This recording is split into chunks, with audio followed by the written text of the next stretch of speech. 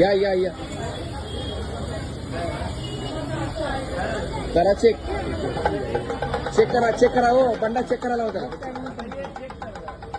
कोणी चेक करणारा नाही. मेटल डिटेक्टरचा अर्थ असा असतो, मेटल कुठला आपल्या हातात असा खडा पण असला तरी तो डिटेक्ट करून साऊंड करतो.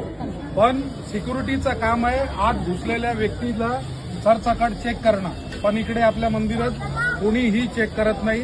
जर उद्या काही मोठी घटना घडली, कुठल्या अतिरेकी जिहादीने याच्यामध्ये गोळीबार केलं, काय लफडं केलं, तर प्रशासन किंवा मंदिर प्रशासन कोण जिम्मेदारी घेणार आहे? आणि ह्याच्यामध्ये दररोज 1,00,000 ते 1.5 ते 2 लाख पब्लिक इथे येते.